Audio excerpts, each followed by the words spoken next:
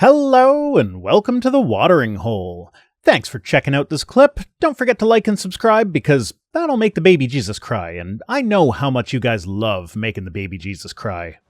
So, speaking of getting mad though, facing lawsuits, Archdiocese of Washington challenges law empowering abuse survivors. Hey, this literally church going, hey, guess what? Look at, all those kids we diddled? All those kids we diddled? We don't want them talking about it. We don't want them being able to seek legal recompense. So Maryland eliminated the statute of limitations for survivors of child sexual abuse. And the archdiocese, one of the archdioceses that's affected by this, is arguing in court that it's an illegal law.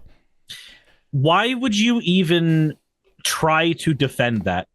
Yeah, I don't know. Why would you? Okay, if you are supporting an organization that goes to court to say, hey, people who we sexually abused when they were children, if it happened long enough ago, they shouldn't be able to get compensation for that.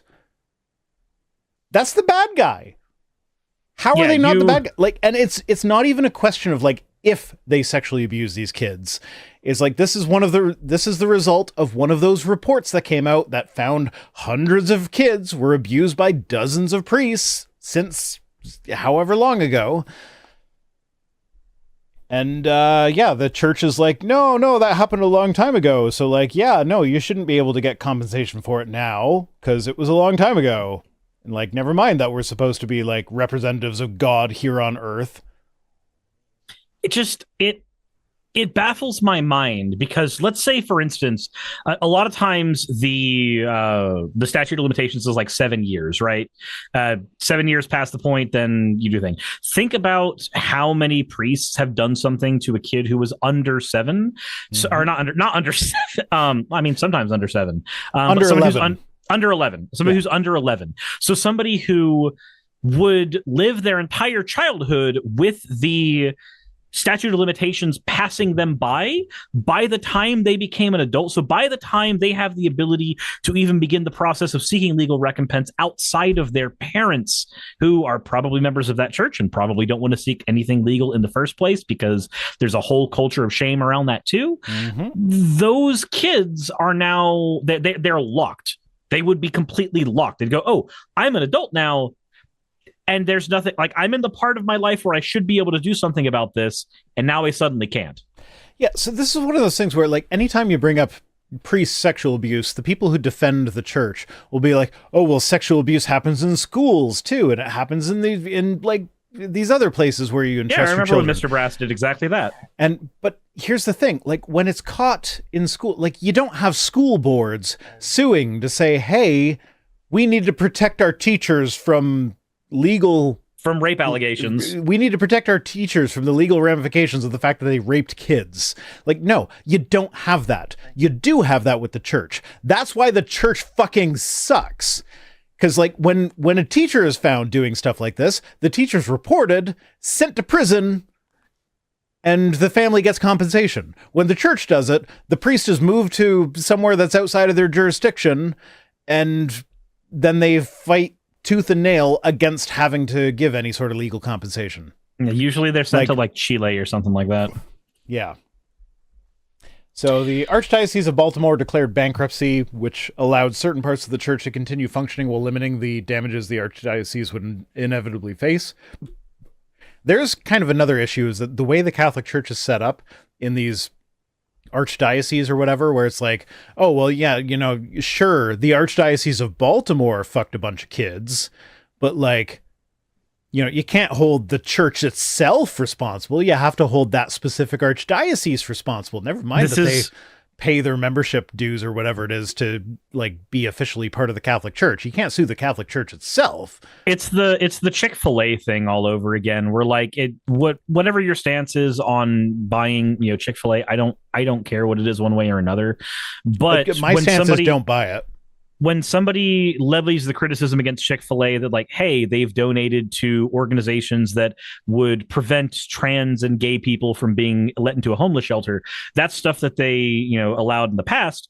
And then your criticism of that is, okay, but they're franchised, so not all franchises did that. Like, no, if you buy a franchise, you are considered representative of that brand, no matter if it's a McDonald's or Burger King or what have you.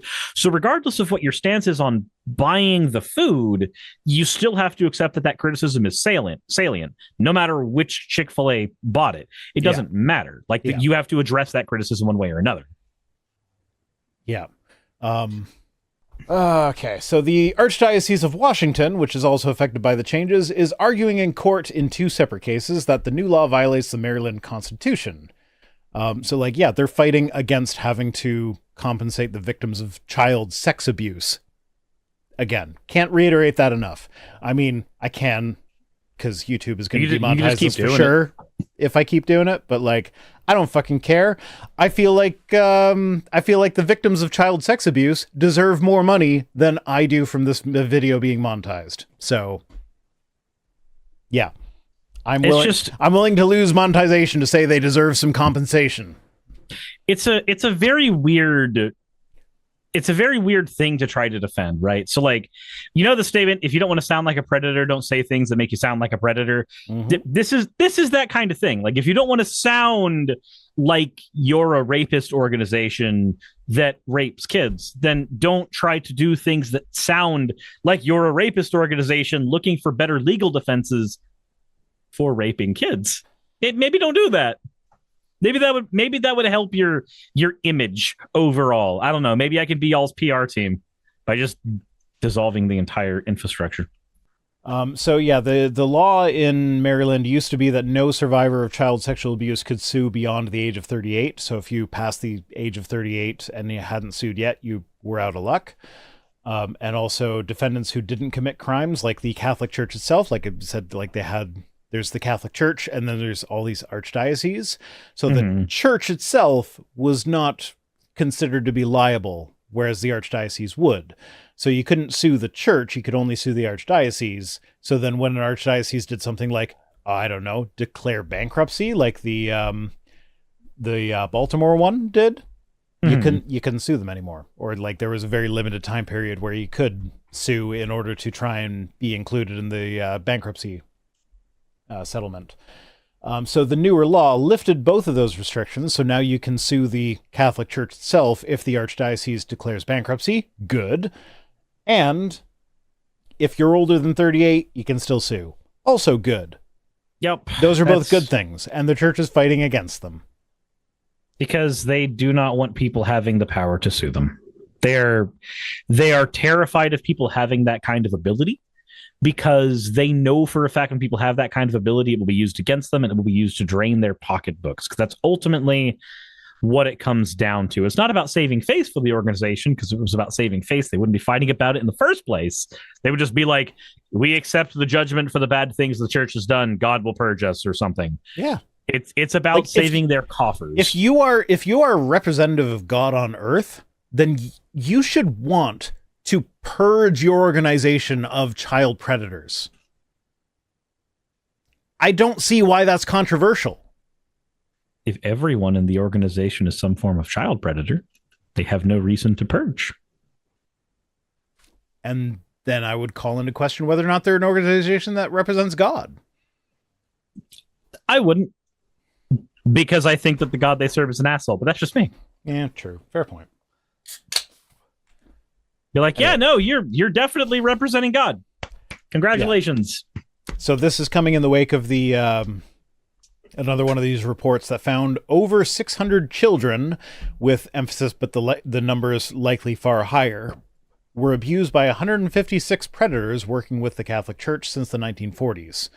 So like every time one of these reports is released, it's always terrible. Like it's always like here's the thought. If you are part of an organization that has a list of people that you know are child predators, and you're waiting for the authorities to say, hey, could you give us... Because that's the way a lot of these reports were compiled, was the authorities just went to the church and said, hey, can you please hand over your list of known child predators? And they'd be like, sure, here you go, here's the list. That's how a lot of the information from these reports came about. Mm. And like when you hear that the Catholic Church was cooperating, that's what they mean by that. That means that they had the list already, and they were like, "Here you go. Here's our list of people that we know are fucking kids." It's like, if you have that list, don't wait for the authorities to come to you. Just fucking hand it over. But again, it is because it is about finances. Ultimately, if they hand the list there, they have to start draining their coffers immediately in legal fees and shit like that. That is the reason they're doing that. Doesn't make it better. It makes it infinitely worse. Anyway, yeah, that's basically all I want to get out here. If you still support the Catholic Church, you are supporting a known criminal organization that protects pedophiles. That's all there is to it.